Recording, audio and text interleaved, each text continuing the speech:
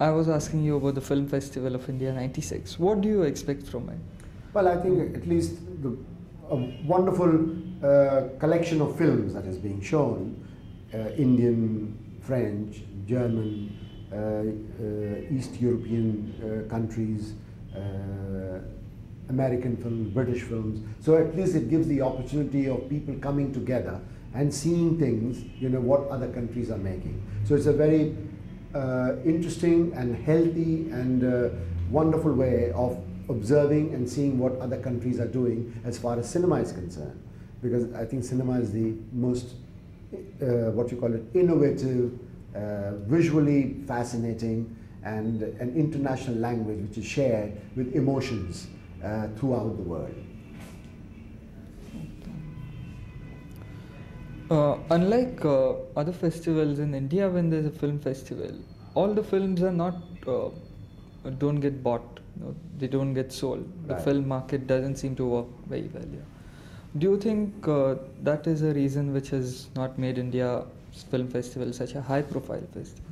Well, obviously, I mean, that's one of the big things. Commerce is very important for cinema. And some of the best films are not seen in this country, which is a pity, because it is the filmmakers, Indian filmmakers particularly, and the Indian public should have the opportunity of seeing good films. And if it is not promoted commercially, that after the film is shown at the festival and that's the end of it, then I think it's a very sad sign. So one has to do something about it. And this has been going on for the past 25 years.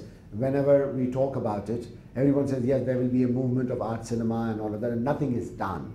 It's the pattern, it's the attitude of the government, which is absolutely very slow, very tedious, and hasn't done anything for cinema. Nothing.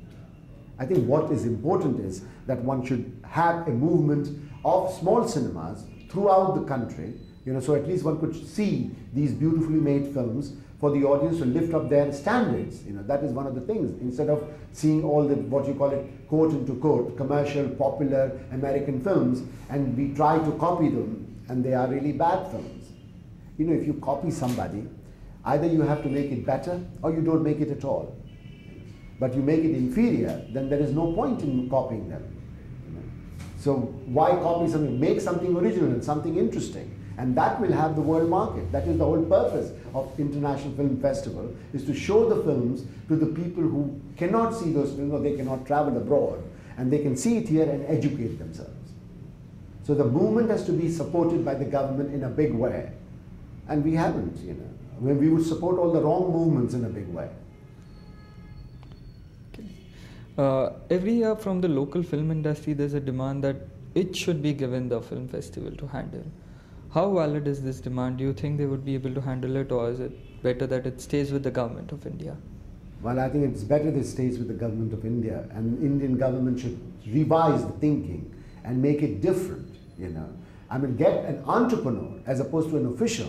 Get an entrepreneur, but give the backing to the entrepreneur to do it. I mean, there are lots of wonderful entrepreneurs in India. I mean, they can handle it, but it has to be backed by the government and not interfere in it, not be bogged into the red tape, which we normally are. I mean, I'll give you an example. If you want to get air tickets for the people to come, celebrities to come, it takes about 200 faxes and coaxing and telephone calls and all to get the celebrities to come. So how can we do that? I mean, even small countries like Egypt, I mean, compared to Egypt, we are one of the big countries.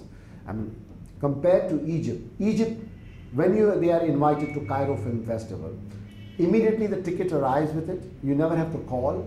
The ticket is there, first class ticket. Everything is done, in a proper way. You arrive there are cars to meet you, hospitality. And if we are not organized properly, and you have to really badger the festival authorities, what's the point? This is like waste of energy. So there should be an entrepreneur and a proper management of the festival. That cannot be done by the government, because, I mean, knowing our government, you can see it, everything is bogged down in bureaucracy. So it has to be done, in a different way, backed by the government in a full way, If you have a budget for 1 year, you know how much you are spending. So the next year, why does it have to be? Okay, so if you have some special requests, then that's a different thing. But the budget is there. You know, if you're going to spend 2 crores of rupees or 5 crores of rupees, it is there. You know, so then you don't have to go again and again about it. You know. Okay. Where do you think Indian mainstream cinema stands as far as film festivals are concerned? Indian cinema stands as International Film Festival is concerned. Indian mainstream cinema. Mainstream commercial popular cinema. Where does it stand as far as film festivals? International Film Festival. Well, it stands on a very low level. There is, I mean, as far as the popular Indian cinema is concerned, that's only good for the Indian masses. They are made for home consumption. But if you're going to talk about international film festivals and the mainstream cinema has to change to suit the international film standards of international film festivals. But if we are not going to, we don't pay any attention to story, good direction, good producers. What it is here is what we produce here, the mainstream cinema, is very good song dance numbers, very good technically made films. Technicians are excellent, you know. But beyond that, there is nothing. So the success of the film is your blueprint, that is your story, your character, you know, your dialogue. That is important. But we don't pay any attention to that at all. I mean, we talk about story conferences and, you know, God knows what these story conferences bring or do, you know. And people are having these conferences for years together and then they produce rubbish. Okay. Now coming to Jefferson in Paris, what Right. made you choose this theme for a film? Well, we've been thinking about Jefferson for a long time. Thomas Jefferson, one of the most innovative, truly a Renaissance man. And the influence of European culture on this unusual American visitor to France for 5 years and his domestic life in France, that is a fascinating story. His relationship with his daughter, relationship with Maria Causeway, relationship with the slave girl, you know, all these 3 women in his life, you know, in Paris in that period of time was a fascinating account. So, I mean, that's very dramatic and very challenging, and we did that film. And France, obviously. You know, we've done now 3 films in France. One I directed, The Proprietor, with Jean Moreau and Marc Tissot, Sean Young, Sam Waterston. So it was set in Paris, set in New York. So, and then we just finished Picasso, Surviving Picasso, with Anthony Hopkins, which is the story of Picasso and his mistress, Françoise Gillot, the 10 years in their lives. Okay. Now, as far as Jefferson in Paris is concerned, what kind of research went into this? Or did you base it on any existing book? Or? Oh, there are hundreds of books written on Jefferson, and a lot of research went into it. The descendant of this slave from Hemming, you know, the liaison. I mean, so much has been written. Even today, you know, there is a gathering every year at Monticello of the slave family descended from Hemmings and Jefferson. So, I mean, there's a lot has been written about it. There's a lot has been, and Ruth Jabwala, this wonderful writer of ours, you know, she did 2 years or 3 years for research, and then the script was written on the basis of that research. How did you choose Nick Nolte for the role? Well, Nick Nolte is a wonderful actor, you know, and he's done, you know, Lorenzo's Oil. I don't know whether you ever saw that film. He's a wonderful performer, subtle and just quite unusual. Because, you know, first of all, actors who are talented, they have a certain kind of a successful image, you know, because they do certain things, you know. But when you go against the grain and do something different, you bring out the kind of sensitivity, you know. And he has that quality in him, Nick Nolte. So we selected him for that. How has the film been received abroad? Well, there was a big controversy. As you know, that the Americans never accepted the idea of a white man or a president would have an affair with a slave girl. And that too also a slave girl who was only 15 years old. So it did not receive good notices.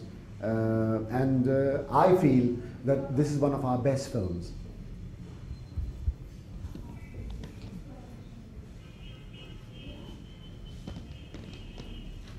Now, coming back to the question of film festivals, in general, what do you think makes a film festival a success? When does it qualify as a success? Well, it's such a big selection of films. I mean, you have to have films that speak, again, a proper story, and I think we have the benefit because all the film festivals like Cannes, Venice, Berlin, London, New York, the film festival, you can make a selection from these. I mean, it's hard to get some of the film because producers don't want to, as you said earlier on, because there is no chance of any commercial distribution here, so they don't want to, they're reluctant. But if there would be some chance, or at least Doordarshan would take these films, that at least there will be a series selected from the International Film Festival and some money is paid to them, they will be more willing to come and participate. So something has to be done by Doordarshan as well. The director of Doordarshan should make that, yes, let's select some of the films, or at least out of the 30 odd films that are shown, at least show 15 of them on television. And they are worth showing, with subtitles, if you want to, in Hindi. Okay, where does the International Film Festival of India stand in terms of other film festivals? What would say a Hollywood filmmaker, not the popular kind of course, but a serious filmmaker, think about the International Film Festival of India? What is the image in his mind? Well, I mean, people like to come to India, as you know, that we attract a lot of people, for so many reasons. And it's one of the countries which is hospitable, which is wonderful to visit, it's beautiful. So people want to come to India. But the other thing is that as far as the standing is concerned, it doesn't give them any additional bonus as such, except their visit, and if there would be some commercial reason attached to it, then obviously it gives them even more incentive to come. But at the moment there isn't, and one should try and think about that. And people, incentive, I mean, where it stands, I mean, yes, it's wonderful to have a film festival. It's a very good idea because it gets the opportunity for our young filmmakers or our filmmakers to see the film of other people or other countries, other actors, But in the long run, there is no advantage as such. But let's say Cannes Film Festival, there's a big, huge market, a commerce, It's a big commerce. If you're shown at the film festival in Cannes, your film has all chance of making 100,000 admissions more at the box office, And there are sales agents who come, distributors who come. So if a new film is, a young filmmaker has made a new film, there's always a chance of selling those films to the distributors. Well, there are no distribution here, there is no film market as such. So I think there is a kind of a different thing. It's nice to come to India, for filmmakers, to see the country and meet with the people, But as far as commerce or some other incentives are concerned, unless they are provided, and there is a reason that we could provide them, but we haven't done anything like that.